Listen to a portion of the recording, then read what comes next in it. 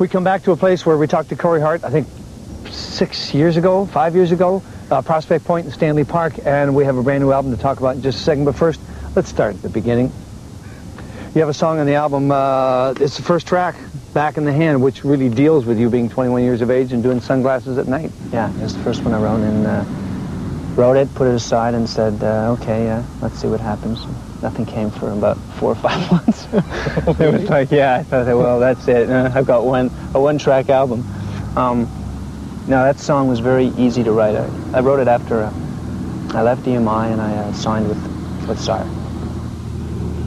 Now, people in the business who know you, or just know the business casually, could care less that you've gone from EMI to Sire. All they care about is you and your music. Yeah. But how big a deal was it for you? Well, seeing as we're both Canadian, I'll draw an analogy to a hockey player. Okay. It's like you playing for a team, and you may have your grievances and your gripes with management. You may have your petty complaints with your line mates who aren't passing you the puck.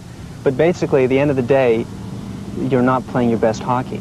And when I'm in the studio, none of those things matter to me except the music that I'm doing. But once that's done, you need a team to go out there and spread the word and put the message across. So it's a fundamental part of what they call the business. You know that, and I know that. The fan doesn't care, but it does impact on getting your music across.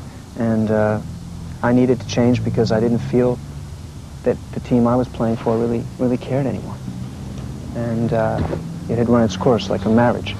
Are you willing to take some of the blame for some of those albums that you released not being as successful as others? Well, I don't know if blame is an accurate word. I mean, I take responsibility for everything I've done. Right. You know, there are better songs and better albums, and there will continue to be better songs and better albums, and the day that I feel there isn't is the day that I decide to plant tomatoes. You could be a farmer? The hopeless farmer. Yeah, right.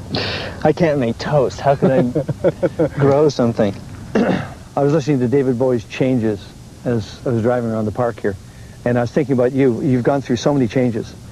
But I wonder if you missed us as you were changing, did you miss us, the audience? Well, what I've missed is, I know there are fans out there that have followed my music since the first album, and they've pretty much grown up. You know, it's been 8 years, 9 years, so a lot of us have grown up together in a certain sense, and I've missed not being able to tour. I've missed not being able to play live, and I've missed not feeling the warmth back because it's been very unrequited over the last 4 or 5 years. I really haven't had a chance. I did one tour in Japan in '88, which was a wonderful tour for me, but other than that, I haven't been out on stage, and that is part of the picture, and it's incomplete without it. You said something earlier about getting the first song, Back in the Hand, written, and then it took months for the rest of the tunes to come. Is that correct? Actually, there's the new single in Canada, and the first single in the U.S., a song called Baby When I Call Your Name. Some of the music to that I wrote when I was 17. And I didn't know that, though. I didn't go back and say, well, I need to pull something out. I just started playing, and I had, I went into the verse, and suddenly I just fell into this B section, and it was, wow, you know, that melody is back in high school.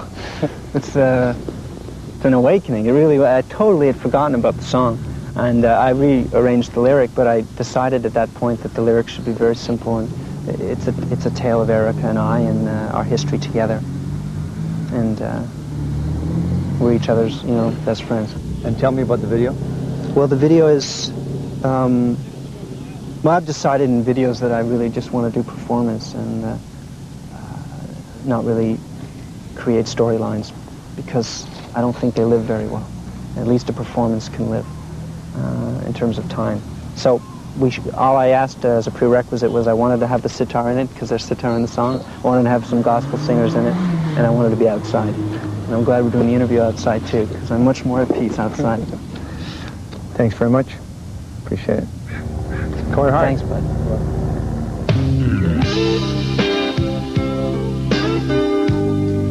Oh, baby.